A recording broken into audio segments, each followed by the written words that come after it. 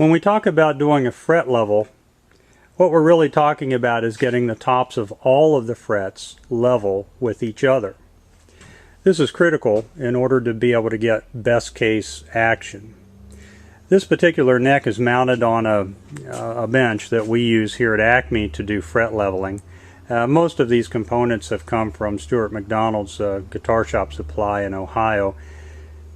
They used to sell some of these things. They sell sort of similar products these days that don't look exactly like the ones we've got here. These are 15 years old or whatever, but in any case, the concept is the same. These were processes that were devised by Dan Earlywine and I think Don McCrosty and some of the guys at Stu Mac.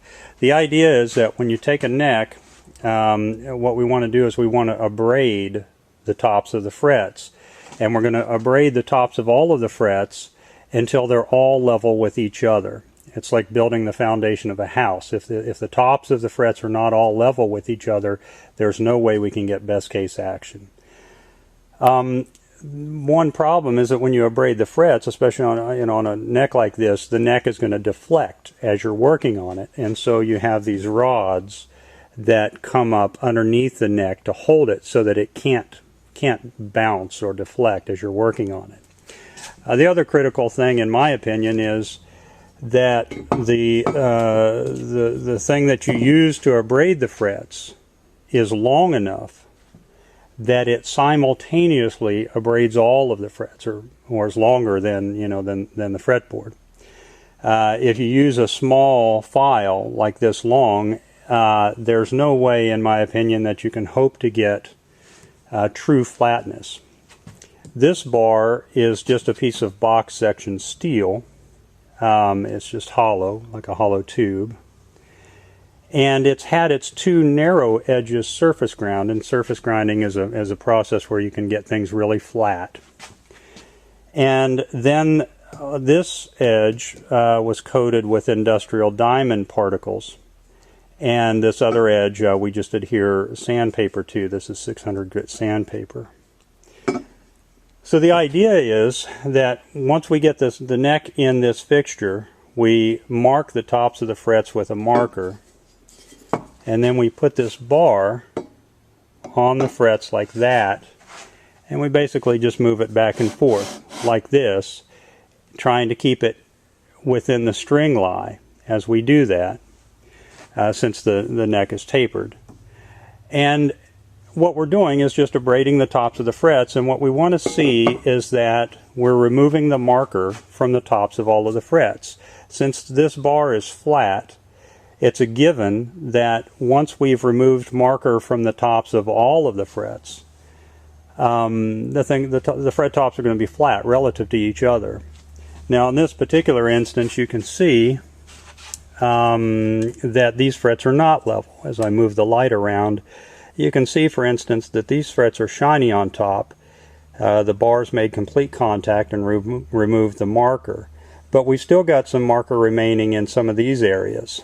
If I move it like that, you can see, for instance, that on this fret we're making contact pretty much all the way across. Of course, a little bit more abrading, and this fret will be completely clean of marker.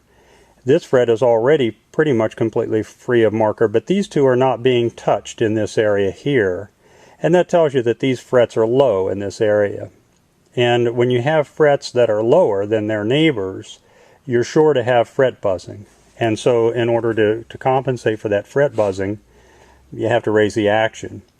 And so you don't get best case action. And you can see further down here we're pretty much making contact all the way across this fret, and we're making contact all the way across this fret pretty much.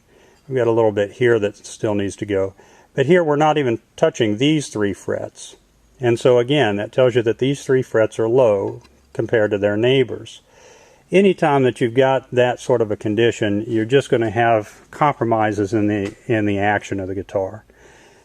So the process of abrading the tops of the frets does a couple of things. One is it makes the tops of the frets flat, which is undesirable, and of course it puts scratches in the tops of the frets, and these are pretty aggressive scratches.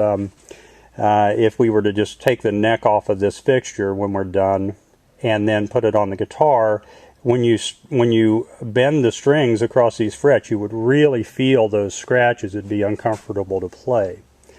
So the next step in this process is to crown. This is the leveling process, and then the crowning process is where we take the flat spots that we've created on the tops of the frets and re-round them so that the fret profile is round on top, and that's the crowning process. And then after we do that, then the final process is to get rid of the scratches on the very top and polish the frets out so that they, really are very, very smooth and shiny, similar to jewelry that you're used to seeing jewelry in a jewelry store or a new watch or whatever, and it's just completely free of scratches. And that's what we want these frets to look like when we're done. And that way the guitar will be really, really comfortable to play and to bend the strings on. So that's level, crown, and polish, and that's what it's all about.